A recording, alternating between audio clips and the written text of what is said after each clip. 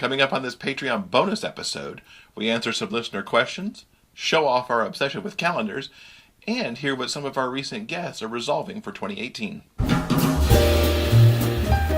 Welcome to the Big Gay Fiction Podcast, the show for readers and writers of gay romance fiction. If you can read it, write it, watch it, or listen to it, these two guys are going to talk about it. Now, here are your hosts, Jeff Adams and Will Knaus. Welcome, everybody, to the December edition of the Patreon bonus episode of Jeff and Will's Big Gay Fiction Podcast. I'm Jeff, as always. Hello. And I'm Will, here once again. I don't know what else to say. He couldn't talk in the first episode that we recorded, and it looks like it's going to eke into this one as well. Okay, well, you tell me what I should say and talk about. I will say to the folks, thank you again for another month. We're here in December. We're almost through our first year on Patreon, and we so much support. Thank you for your support. See, I can't talk either. It's been that kind of morning for us. And more importantly, thanks to everybody over the last week in particular who answered our post about continuing on Patreon. Most of you know that Patreon is changing its fee structure and moving some of the transactional fees from the creators, meaning us, off to the patrons, which is you guys. We very much appreciate the big show of support that we got. We've heard from about a quarter of the patrons that we've got. All of you have said with unequivocal resolve that you're going to continue to patron us, which we really patron us. Is that right? Is that the right verb? Patron us, and we really, really appreciate that. And so we will continue to be here offering you the opportunity to ask us questions, to get these bonus episodes, to ask questions of our guests and stuff. So we really appreciate your sticking by us, even as Patreon changes up how they kind of do business. Mm-hmm. We do have questions this month from the good listeners. Karen has 3 for us. Are you ready? Let her rip. Let her rip. So the first one's kind of towards me. She heard me at one point say I was from Flint, Michigan, which is apparently also Karen's hometown, and asked where I went to high school. Well, I actually went to high school in Alabama. I was only in Michigan until the summer that I turned 10. So I only got through 4th grade in Flint. So I did not get to do high school there. Central High in Tuscaloosa, Alabama is my high school. She also wants to know, where are you from? I am from here. I was born and raised in California. We are currently living in the small town where I grew up. That will be changing in the spring, though. Jeff and I think we've mentioned... Maybe we haven't. Yeah, we've mentioned on the podcast, because we mentioned the Sacramento trip, that was going to become most likely our new home. Yes, sometime in the spring, we're going to be moving to one of the suburbs surrounding Sacramento. Yes. So we're looking forward to that move. I've also lived for 15 years in New York City with this guy right here. So I'm an East Coast, West Coast kind of guy. Yes, and then I had my stint north and south, so I've kind of been all over the place. Now, Karen also asks, because she's a high school English teacher who also sponsors the writing club. Good on you, Karen. That's a very excellent thing. And has a student who's actually written and published 4 nano novels. Way to go, you. Fantastic. Wants us to share a couple of writing podcasts that we would recommend to a beginning novelist. Because she's looking for something to suggest to the student to help hone craft. Mm-hmm. I was thinking, crafty podcast. I would say Rachel Herron's How Do You Write podcast, or Why Do You Write podcast? Sorry, Rachel. How Do You Write? Because there you listen. Rachel dives into what people's processes are in that podcast. And from a businessy standpoint, since they're published with these 4 nano books, Joanna Penn's The Creative Pen podcast is really one of the things of all the podcasts that we really listen to every single week. With between the news and interviews that Joanna does, it's really excellent. Mm-hmm. Are there ones that you would add to the list? Most of the podcasts we listen to are business related, so I'm not sure they would be particularly applicable or of interest to a young writer. We don't really listen to many shows about craft. I will recommend, though, a blog. I don't think teenagers are reading blogs, but I will have to recommend Chuck Wendig's Terrible Minds. For several years, Chuck has been espousing really wonderful advice for writers who are at all stages in their career. He is really funny, irreverent, and foul-mouthed in the most charming and hilarious way possible, which I think will most likely appeal to a teenage author who is new to writing or new to the writing biz. So I would highly recommend Chuck Wendig, his blog, Terrible Minds. He also has several writing books. Essentially, he takes portions and pieces of the essays that he writes on his blog, and he compiles them into books.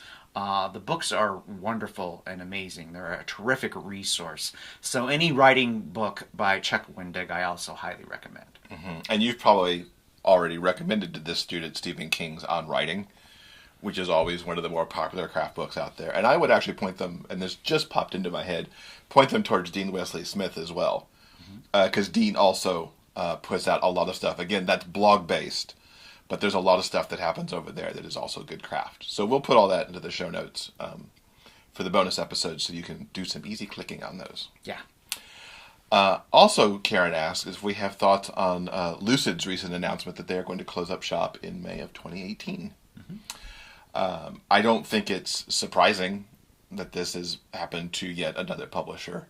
The way that, in my view, the way that the landscape changes all the time with what's going on with Amazon and just the struggle, I think, to maintain a profitable business, because everybody does want to have a profitable business when the amount of money that gets split up between the distributors and the publisher and the author kind of shifts and becomes smaller in some ways as readers seem to expect to get books on the cheap. Makes it a lot harder, I think, for publishers to sit there in the middleman position. Do you have a thought on that? Because you do pay more attention to the business in some ways than I do. Well, like you, I wasn't surprised at all. I think this wasn't really a matter of if it was going to happen, but when it was going to happen. I think Lucid is doing exactly what needs to be done, and they're shutting down with... The word grace comes to mind. Grace, thank you. That's the exact word I would use. Grace and with proper business sense. They're not looking to stiff authors, or so it appears in this initial announcement. They're looking to shut down in a proper way for both the readers and for the authors who have books through them. Yes, I think what you said about it being difficult for publishers who once had tremendous success, it is very difficult. I think it's... the landscape of publishing has changed drastically in the last 10 years, and some stalwarts of our genre have gone the way of the dodo bird because they either could not or would not adapt to the changes in the industry and the habits of its readers. I think in the last 10 years, it is not all Amazon's fault. I have read some blogs from different business people, different authors, with Amazon derangement syndrome, and it is not Amazon's fault. There are a number of factors that go into the closing of a publisher, especially nowadays. So it's sad. There were a lot of really talented people who write in our genre who published with Lucid, and we're sad to see them go. But there are still some very good publishers out there, and there are a lot of very smart authors publishing themselves. and doing a bang-up job of it. And I think that's actually part of what makes it harder for the publishers is that you've got so many authors doing it themselves who may choose not to go with the publisher anymore. So that's just one more factor into what the publishers have to look at. And once again, it is not Amazon's fault. It is not the self-publisher's fault. There are, like I said, publishers on any scale, whether they're small or medium-sized or one of the big five in New York, you have to be intelligent and you have to be able to adapt to the incredibly rapidly changing pace of the modern publishing industry. Oh, well said. Thank you. So Ari asks, this one goes to both of us, is there a story in any genre that you someday hope to write? Something like a big sci-fi epic or dark thriller or killer mystery or major drama or whatever. Thoughts on that? The answer is yes. There are actually two. There is a story, a romance that I have had in my head for... it's been an incredibly long time, probably almost 20 years now. Wow. I used the snowflake method to kind of outline this romance. I still think it is a fantastic idea, and I want to bring that to life one of these days. There's also a other novel novel idea that's even older than that one, that predates the move to New York. Wow. So that idea I've had banging around in my head for close to 25 years. And that is essentially my big book. It is a gay romance, but it has sort of elements of a beach read. It would involve two main characters and their journey over most likely a couple of decades. So that idea has been banging around in my head for an incredibly long time. And it will see I hope, I don't know. I can't say for certain. I hope it'll see the light of day, eventually, but... You heard it here first, folks. I knew about the snowflake idea. I didn't know about that beach read thing. So... Oh, yeah. I've had that one for a long time. Yeah, so you heard something the same time I did. I thought about this one, and I don't know the answer for me anymore. Because for a long time, the answer to this would have been what I've just done with the Codename Winger books. Mm-hmm. To do a YA where gay wasn't the central theme, and... Or coming out. Not coming out wasn't the central theme, and the main character being gay wasn't the central theme, and that it was something way different from romance, and in this case with the kind of cyber thriller mystery thing. I don't know what the next other thing is for me yet. So... We are working on that. There'll be something out there once the Winger books are done,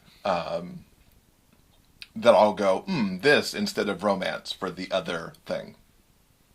I don't know. Could be sci-fi, because I'm a sci-fi kid at heart. And as we know more people who write in sci-fi now, like Scott Coatsworth and Angel Martinez and Ari McKay, for example, who dabble in sci-fi and paranormal and stuff, maybe that may be where it goes next. So thank you, everyone, for the questions. We'll certainly be putting out the call for more questions for the January bonus episode.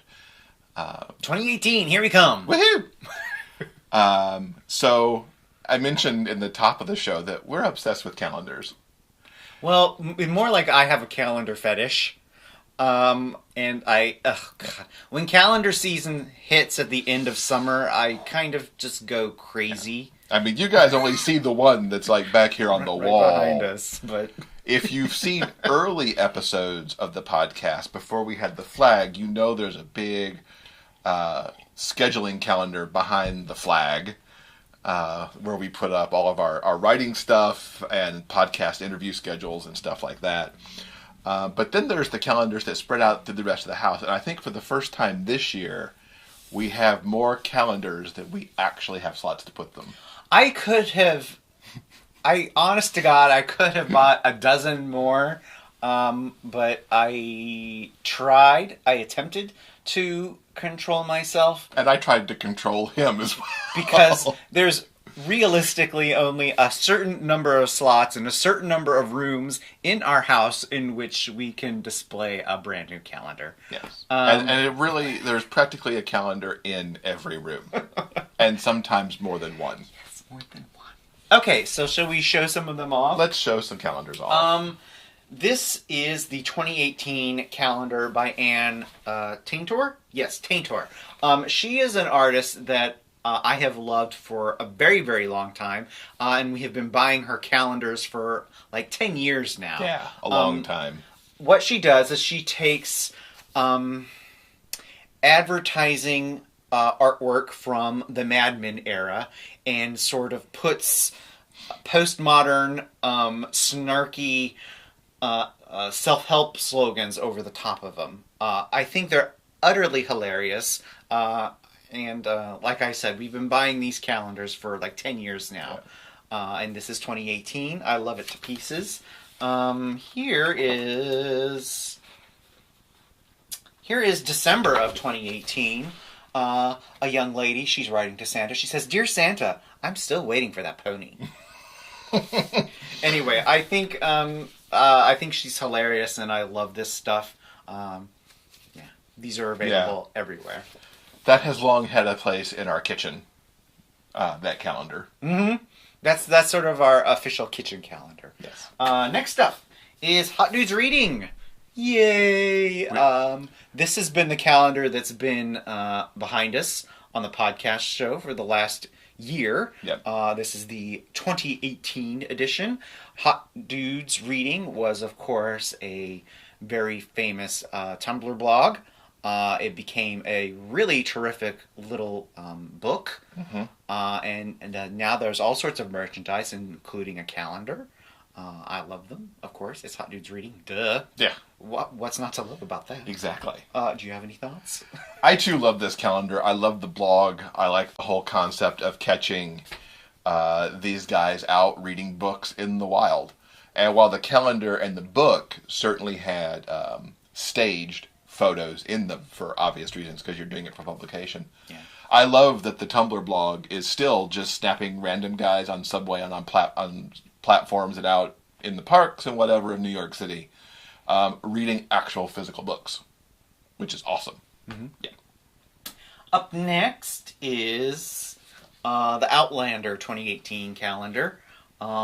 Jeff and I started and we're through season 2. Binged through season 2. We love Outlander. And Jeff is especially in love with the show's hero. Yeah. Can't get enough Jamie, especially Jamie in kilts. This 2018 calendar features photographs. Most of the photos for this calendar are from the first half of season 2 when Jamie and Claire head off to France. Because even though they, I think they just finished the first portion of season 3, mm-hmm. Those photos would not have been available when this calendar went into production. So there you go. Still some really beautiful shots. Love Jamie and Claire to pieces. My only big complaint is that there's no Jamie topless shots in here, but there's a really nice Jamie for May of 2018 right there. But yeah, he's hot and love him to pieces, and look forward to binging at some point season 3 mm-hmm. of Outlander. We're actually thinking about doing the Trial of Stars and then binging it really hard. In that time you get that free preview so you can get back out again. Mm-hmm. One calendar that we've been getting for several years now is artist Michael Briette. I'm sorry, I'm going to take the plastic off this so you can actually see it. This is Michael's new calendar. He is an artist who works in pastels. We have been a big fan of Michael's for a very long time. Mm-hmm. We've got several prints of his hanging around the house, in addition to hanging up his calendar every year. This is sort of my unofficial office calendar. I've had Michael's calendars in my office for a couple of years now. And essentially, each year he puts his newest works into this new calendar. Love them to pieces. I can't recommend them enough. He produces these. Currently, he's independently publishing them, and I think the only place you can get Michael's calendars are on his website. Yes, I think that is true. Some of you also may recognize his artwork, as he does adorn some Dream Spinner covers, especially some Jacob Flores covers from a few years back. And there was also a book that was done where there were short stories that were created off of his work, which was really good too. So, love his stuff to pieces. We actually just bought a new large, one of his larger pieces, because he had an awesome sale leading into Black Friday. So, yeah, that was kind of our Christmas present to the house, essentially. Indeed. Next up is Color Explosion by photographer Mark Henderson. I enjoy Mark's work. Does a beautiful job of taking pictures of beautiful men. What's not to like about that? This calendar takes photos from his recent coffee table book of the same name. It's a great calendar. So yeah. We can't really show you much inside of this one. Is this tame? This is not tame. This is this year's penis calendar. There's a lot of really beautiful, tastefully photographed nudity in this calendar. Not safe for work or YouTube. No. So yeah, there's that calendar. Also, let's see what else. We've got the Lucas Min International calendar. This is from porn studio Lucas Entertainment. They do a calendar, several actually, every single year. Yeah, what's not to like about really gorgeous men? Indeed. And really beautiful. I'm trying to see who's the photographer on this one. I don't think it is listed. No, it is not. Perhaps several photographers. Really, really beautiful work. I highly recommend this one. This one does not have penises. It's a tasteful calendar. It's from a porn studio, but it is tasteful, beautiful men. I like this one a lot. Can't wait to hang this one up. Rick Day is another photographer we have been a fan of for a very long time. Here we go. I'm sorry, the plastic is still on this one. This calendar is from one of his recent books called Castings. He's a remarkable photographer. Like I said, we've been a fan of his for a long time. And we've been getting his coffee table books and his calendars for several years now. Really just beautiful work. Beautiful physique photography of some really gorgeous models. So can't recommend that enough. And last but not least, Jeff partook of Rick Day's Seth Fornea calendar. Seth, as you can see, is a beautiful ginger muscle boy. And Rick... There's a trend here, right? Between Seth and Jamie from Outlander? With the redheads? Yeah, anyway, so this is the special Seth calendar that Rick shot, and it's full of really beautiful photography. Called the name of this calendar, I think, is called Ginger Mountain. Yeah, it's shot at a bed and breakfast up on a mountain in a bed and breakfast owned by two bears. Really gorgeous scenery, and Seth is in various states of clothed and not clothed. It's a beautiful calendar with a beautiful guy. And so, yeah, this one, actually, in this closet behind the flag, is where my computer sits for all my transcription work. And so Seth just plays hide and seek back there next to the transcription calendar, because I don't have anywhere else to hang it in here.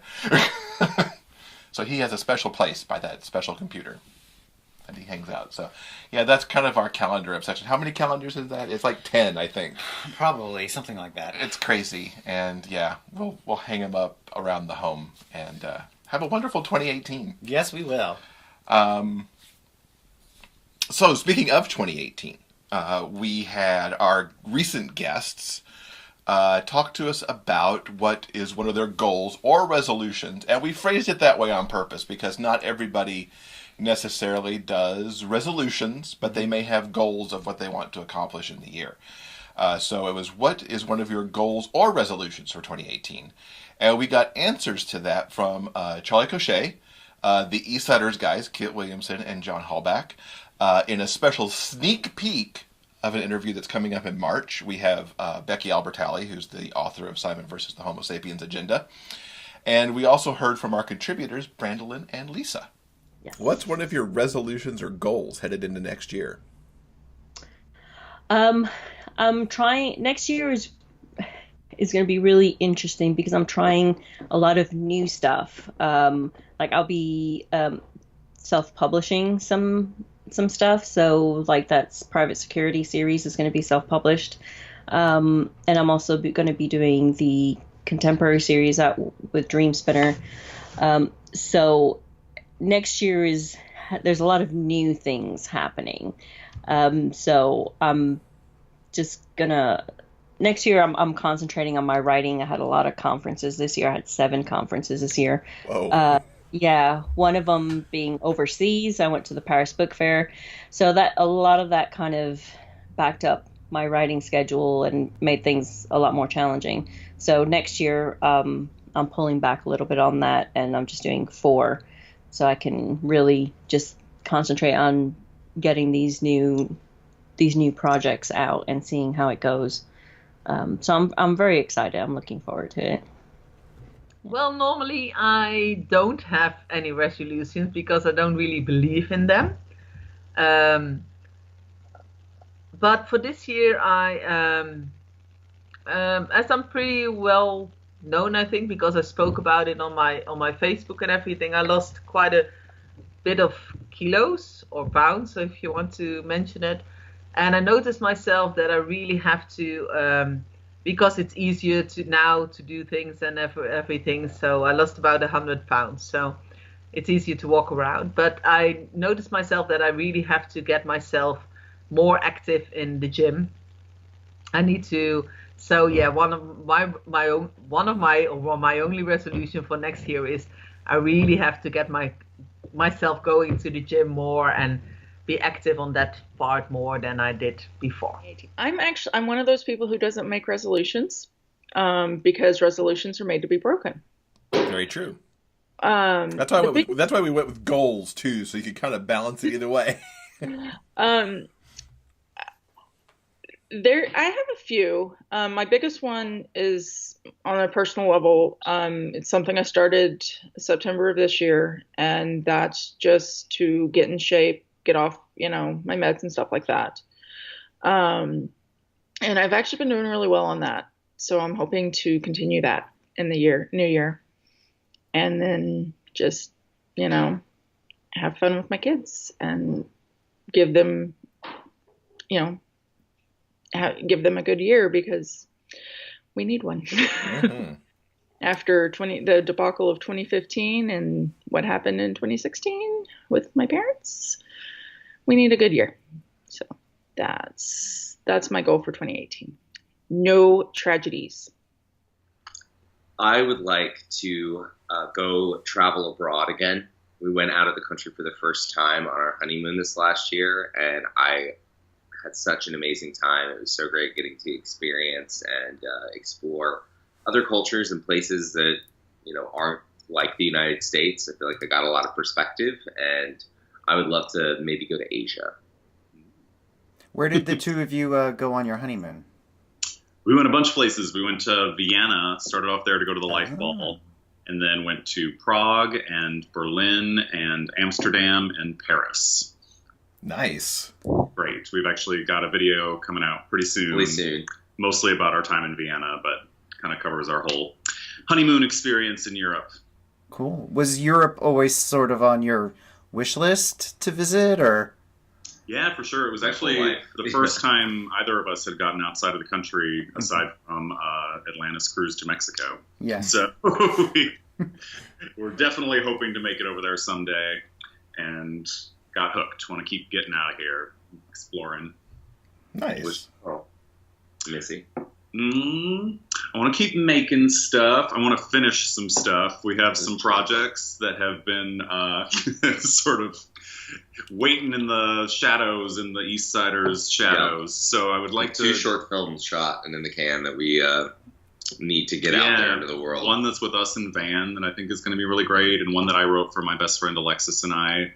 And I really want to finish and get those out there. And just keep supporting other people's work, too. That's one of the coolest things about the blog, I think, is that we get to introduce our followers to other people that we think are cool and want to support. And hopefully there's, like, beneficial all around. And everyone gets to find out about everybody else. So. And we're also talking about launching a merch store, which has been a long time coming. Oh, yeah. So that'll be really fun. And for that. And mention the name of the blog again for this particular question reel. Sure. The name of the blog is Where Gentlemen Go. Cool. I have so many goals and resolutions for 2018, as I always do, because I always start the year off thinking this is going to be the year I get my life together, and it never is. But okay, so for me in particular this year, since I have such a busy year coming up with the books and the movie, I want to try to get better about kind of reining in my like people pleaser tendencies just a little bit, like, you know, where you know, if I can't be as responsive as I want to be, whether it's like email or social media or something, you know, to kind of be more at peace with the idea that like I'm doing my best at that, and you know, to not kind of let myself get too anxious or too hard on myself over that, and kind of I don't know, just letting myself, you know, relax a little bit on that front so I can enjoy all of the exciting things that 2018 is bringing.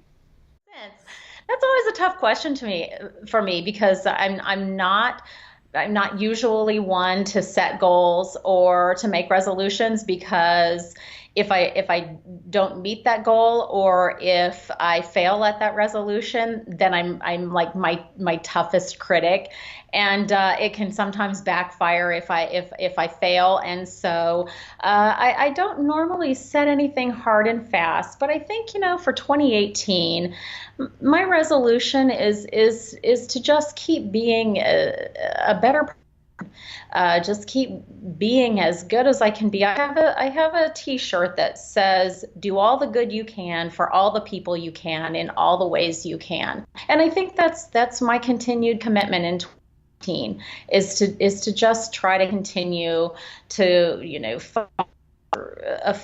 feelings of empathy and just trying to be helpful in any way that I can. So yeah, I think that that's it. I just want happiness and friends and family to be happy and to nurture and to care for folks. So really, neither of us does resolutions. We're more on the goal side, I think, is safe to say. So we're going to do a lot of our goal type things in the New Year's Day episode, which is a few weeks away. But do you want to give our special Patreon audience a little sneak peek of one of your goals? Well, as we spoke about earlier, I think one of our goals and resolution is to successfully move in 2018. Yes. Moving is not fun. It is very hard work, and we hope and pray that all will go well. We're keeping the move in state, so hopefully that will cut down on some of the logistical nightmare. Yeah, that can occur when you do a long.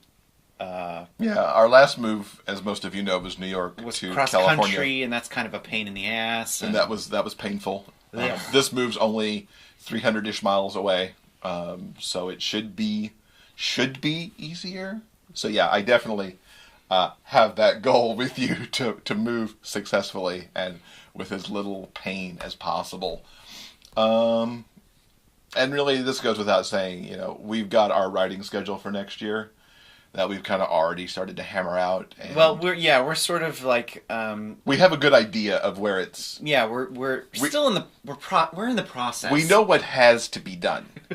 There is Yes. 3 books that must be done between the final Codename Winger getting written and the final 2 books in our Hockey Hearts for Dream Spinners, Dream Spun series. But we're also trying to figure out what plugs in around that. And I hope, those goals, I hope we nail them. And that 2018 is a pretty awesome book year for us. And like Jeff said, we'll discuss some more dreams, aspirations, and goals for 2018 in our New Year's Day episode, which happens to fall on Monday. Also this year, Christmas Day also happens to fall on a Monday.